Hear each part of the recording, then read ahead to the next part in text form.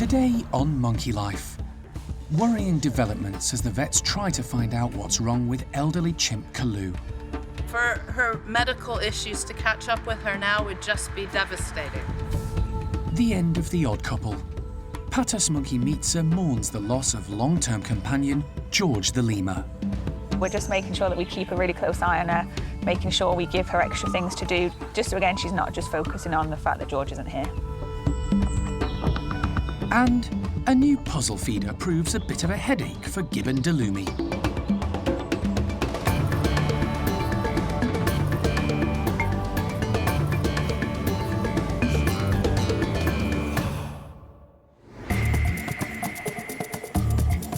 Monkey World in Dorset, buried deep in the English countryside, is the largest sanctuary of its kind on the planet. The team, led by Dr. Alison Cronin, rescue and rehabilitate abused and unwanted primates from all over the world. You just never know how it's going to work. The park provides a home for more than 260 monkeys and apes from 24 different species.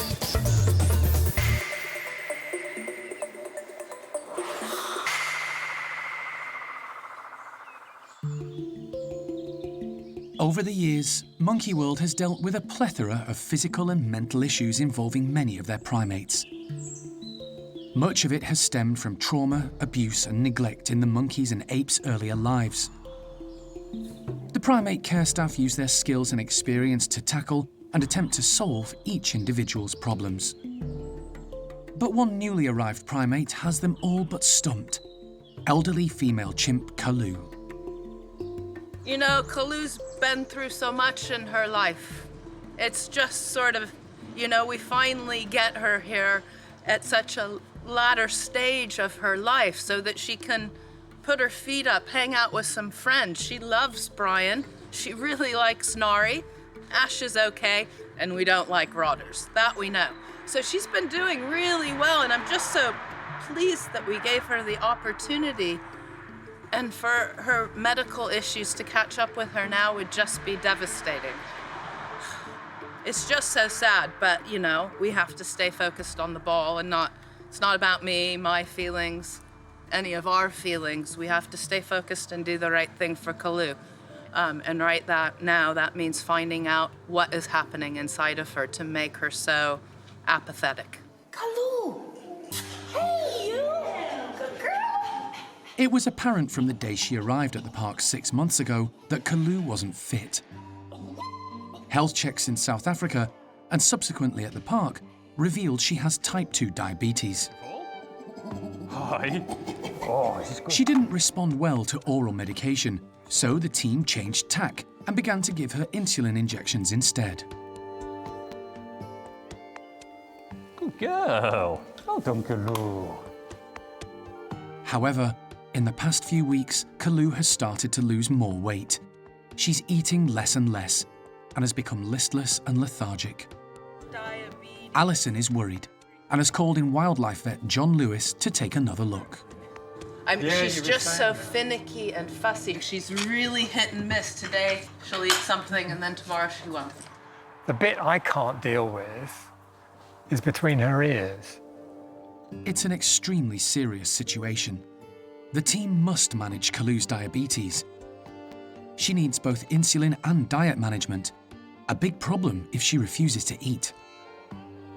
At the moment, Kalu's struggling to process sugar. She's struggling to process potentially fats and proteins.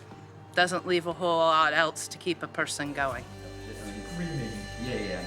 Local vet Dave Harding has arrived to help John with his assessment. Cholesterol's a bit on the high side. Hardly surprising given that she lived on, cream donuts or whatever. Dave's going to carry out an ultrasound to check Kalu's vital organs in the hope of ruling out anything sinister which may be the cause of her health problems. Kalu is hand-injected with anaesthetic and, once fully under, quickly transported to the park's hospital.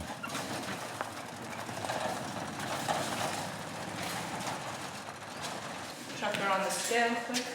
Before John and Dave start their examination, the team take the opportunity to weigh Kalu in order to compare the reading they took a few months ago. At 37.8 kilograms, she has lost weight, but not as much as they suspected. John intubates Kalu, and once satisfied she's stable, the vet team gets started. There's a lot to do, and they need to work quickly. Being under anaesthetic for any length of time can be dangerous, and they already have concerns for the chimp's health. A number of blood samples are taken for analysis and comparison. Do you want to do the ultrasound, Dave, now? Yes. Because that's most important. We've got bloods, and we'll work on a drip, I think, for her now. With the light dimmed, Dave starts the ultrasound, carefully checking each organ and the area around the abdomen for anything untoward. Kalu's kidneys appear slightly enlarged. It just looks irregular. Was that true of both kidneys? Yeah. But her liver, normal. The liver looks fine.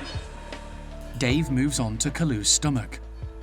The team are wondering if she may have pancreatitis, but the ultrasound is inconclusive. I'm just looking at the guts and around the pancreas area. I can't see any obvious abnormality there. So You see we get a lot of gas around here. Dave can't get a clear picture of the area, but he does find something. gallbladder stones. Oh, gallstones. Gallstones, yeah. Gallstones. Quite a little number of them here. That can cause a pain from time to time. Gallstones can be extremely painful if left untreated. It isn't something the team can deal with today, but they do need to come up with a plan of action to help Kalu. And we're now an hour and 10 minutes in. Kalu has been under anaesthetic for a long time, and John is growing concerned. They still have a number of tests to do. The team move quickly on to X-rays, which may show something the ultrasound didn't. But, again, there's nothing immediately obvious. There wasn't anything definitive. There's some gallstones in there which could be causing a little bit of abdominal pain, but they're not likely to be significant in the context of what we're seeing here. The vet team have exhausted all options for today, and apart from the gallstones, can't find anything that could be responsible for Kalu's condition. They'll have to wait for the blood test results before they can decide their next step. There's nothing in there which stands out as the obvious cause of her apparent inability to absorb nutrients. The blood samples we will compare with bloods we took in February, so we can see what changes have occurred. And armed with that information, we should be able to design a treatment going forward. Until they have more information, Kalu will be put on a course of antibiotics. But for now, she can be taken back to her house to recover. The team haven't quite run out of options yet, but the list is getting shorter. Many of the park's chimpanzees have come through serious medical conditions, recovering to lead contented and active lives as part of socially bonded groups. Because of this, and their determination to always go the extra mile, the care team feel there is hope for Kalu. Bart's troop make good examples. A few years ago, female Lola had a cataract removed. It made a huge difference to her life with the group, giving her back her confidence. And life for young boss Bart has been revitalised as he learns to live with type 1 diabetes and become the alpha male. He's really settled into his role now. He's still got some bits to learn, but he's really sort of stepped up into that dominant male role, and if there's tension within the group, he will step in and displays between individuals.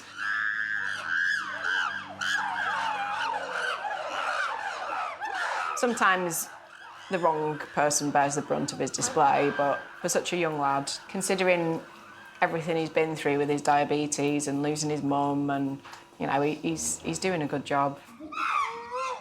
There's a wide age range in the group. It includes Bixer, who at 43 is one of the oldest chimps at the park. The youngest member is Toprish, who's around 10 years old. After a bit of a false start, she's now happy and content in the big outdoor enclosure, and full of zest and life. She's the perfect playmate for one of the park's originals, Buster. He may be getting on in years, but he's young at heart. And still prone to throwing the odd tantrum. But there's still a question mark over one of Bart's family. A few months ago, following a positive pregnancy test, the team were fairly certain Kathy was expecting. I was pretty confident that we were looking at a pregnant individual, but obviously as the months have gone on, we've become less sure, and there are certainly physically, she looks pregnant, and of course we haven't seen anything else that would indicate that there's anything else going on. You know, her health seems good, but we're getting to the point now that really we're going to have to accept that that isn't what's going on, and maybe then at that point further investigations are going to be required. Any unresolved health issue could have an effect on the group, but for now, Bart and his family are stable and content.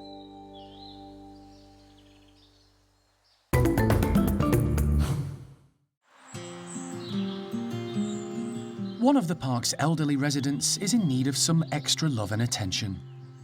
A few days ago, Patus monkey Meera lost her best friend and companion, ring-tailed lemur George.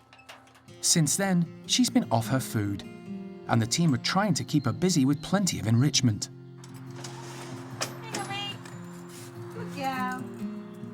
We're just making sure that we keep a really close eye on her, making sure we give her extra things to do, try and keep her busy. Just so, again, she's not just focusing on the fact that George isn't here. He was a very old boy. He was 36 years old. He'd had a very good innings, but unfortunately his mobility was getting so poor, and we really think he was starting to struggle, so we had to unfortunately make the decision to have him put to sleep. The unlikely pair came together 6 years ago, after Meera lost her Patus monkey companion, Sissy Joe. George was something of a loner amongst the other lemurs at Malagasy, so the team decided to pair them up. And much to everyone's delight, they hit it off. The pair became affectionately known as the Odd Couple. Meera, I think, took on the role of George's protector and carer. She's doted on him completely and groomed him, and he's just basically lived like a little prince because she's loved him so much. So it worked amazingly well for a very long time. It was probably one of our strongest bonds in the park for the whole time they were together. There was never any issues. Sometimes Meera probably got a bit of George's food, but he was a little bit chunky anyway, so it didn't really do him any harm. But they were just a really nice pair that just loved each other really and just hung out and were really settled. George is thought to have been born in 1984 and was probably the oldest ring-tailed lemur in the country, if not the world. He never really got on with the other lemurs at Monkey World and kept to himself. In his later years, he suffered from arthritis and was on medication. Despite all this, he was a remarkable character. He didn't really do anything for anyone else. He just did what he wanted to do. If that meant when he was up in Malagasy, just sit in the middle of the pathway with the public walking by, that was absolutely fine, and no one could shift him even if you wanted to try. He's been looked after by so many people, both here and his previous collection, and everyone that we've spoken to about him have always just loved him instantly. He's just such a great character to be around and to work with, and yeah, he's had so many carers, so it was a really sad day when we lost him, and it was felt around the park. He may be gone, but he's unlikely to be forgotten. The memory of him will always be here, because when you go into Malagasy, the board over Malagasy has got a great big picture of George on it, so he'll never be forgotten, and we can go up there and see him every day. But yeah, he was a true character and a true gent. For the past 2 years, George and Meera shared an enclosure with the Guenons. But following the birth of the family's second baby, they moved to a space of their own to give them some peace and protect George from the sometimes over-enthusiastic Guenons who had started to irritate him. Now Meera is alone again, the team are considering moving her back in with the family of 4 for company. But first, they want to lavish some attention on the elderly Patus monkey and make sure she copes with the loss of George.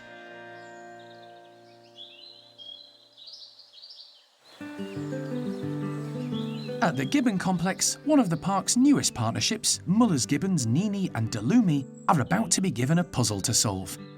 They'll want to crack it to reach their breakfast. The Gibbon team have been busy devising and building new feeders to test the pair and replicate some of the challenges they might find feeding in the wild. We'll be popping in some of their fruit feed, which they got grapes and blueberries today. And we've used black tubes, so it's opaque, so they can't actually see the food inside them.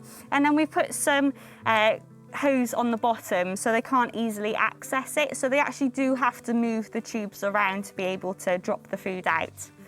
So it'll be fun to see if they can actually manipulate these tubes around to gain access to their food today. Nini and Delumi were paired up earlier in the year. They've only been living with each other full-time for 8 weeks. Unfortunately, Delumi lost her partner Adidas at the end of last year after a short illness, and she'd been with him for 18 years, so it was quite a bit of a shock for her, but we really wanted to give her another option of making that pair bond. With noisy neighbour Kitty trying to grab Sian's attention, Kitty! The puzzle is set. The question is, can Nini and Delumi solve it?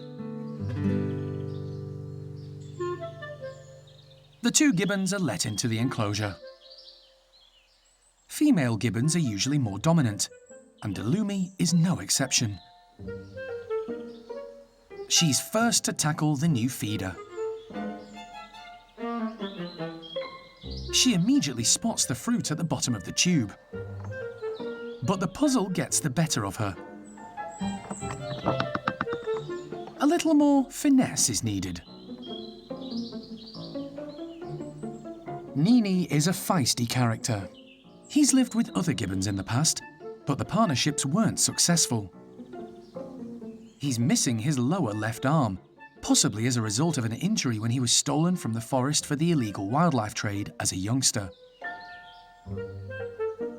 But he's adjusted remarkably well. Nini has spent most of his life with that one arm, so he's been able to adapt and evolve his swinging technique. He's incredible to see him go through the enclosures. He can still brachiate at great speeds. So even though he has lost that arm, it's still incredible what these animals can do. Nini demonstrates just how versatile he is, hanging from his remaining arm and using his feet to manipulate the tubes. He doesn't solve the puzzle first time, but gives it another go. Delumi is also persevering. She's determined to reach the fruit, and she's nearly there.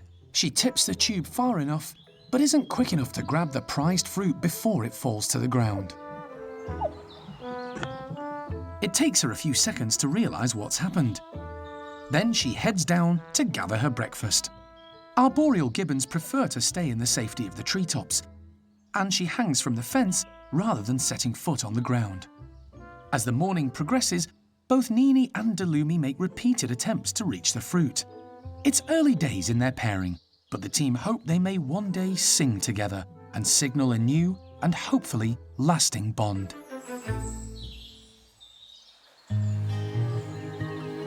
Another group enjoying their outside enclosure this morning are the Stumptailed macaques. They're considerably less agile than Nini and Delumi, but the group of 8 love to forage and are making the most of the natural planting.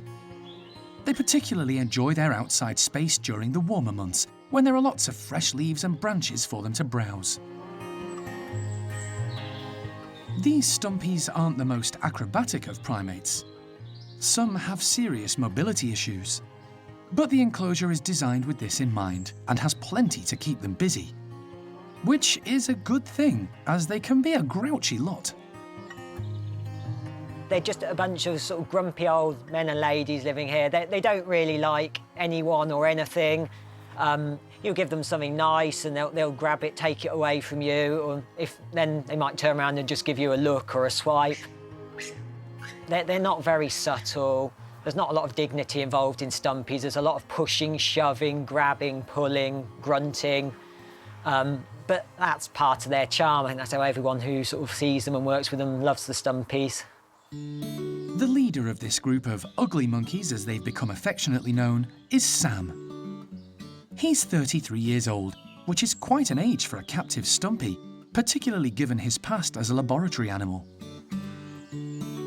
Sam's recovered well from the dental issues that plagued him recently. He's back on form and successfully managing the group, as he has for the last 10 years. He's in charge of 5 females and 2 males, and all have their place in the pecking order. The Stumpy hierarchy is very, very strict, and it takes a very long time for people to move up or down the hierarchy, really. Sam has been in charge of our various Stumpy groups since sort of 2009, when we lost our dominant male, Scott. He was sort of a bit of a reluctant leader. It just sort of fell to him as he was next in line, really. We have seen signs recently that he's sort of softening a bit towards Toto and Freddie, but he's done really, really well, and to sort of be carrying on at his age and for as long as he has, he's obviously sort of doing a good job. The fact that the females like him contributes to Sam's ability to keep hold of the top spot. However, some of the girls have been spending a little more time with Toto and Freddie recently. When these 2 males arrived in 2016, it was assumed Toto, with his size, youth and good looks, would come in and take charge. But looks aren't everything, and it soon became obvious Toto was lacking in confidence and social skills. He didn't even attempt to take over, instead appearing nervous and confused. Luckily, he already had a friend in Freddie, who's continued to have his back. Joining them at the lower end of the hierarchy is the group's oldest Stumpy, 36-year-old Flo. They've formed a happy and contented trio. The biggest challenge for the primate care team isn't managing this group's alliances and egos, but keeping a watchful eye on their weight. It's hard work encouraging them to move and be active. We're trying to come up with ways that we can challenge them, make them climb a bit, make them work a bit more for their food. But obviously we have to tailor it so the animals like Sylvie and Charlie, who are quite agile and will climb, whereas Kelly's not really built for climbing anymore. She does have a bit of arthritis as well, but Kelly's never been the most mobile and active. So it's finding ways that they can all reach their food and get their food when they need it. It's a constant battle juggling each individual's needs. But overall, the group are doing well and seem quite happy and content with life at the park.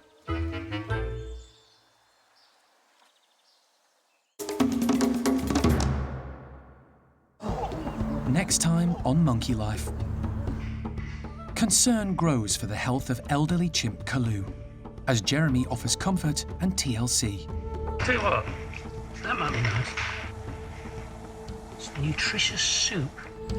And orangutan Oshin demonstrates if there's enough of an incentive, she's prepared to climb.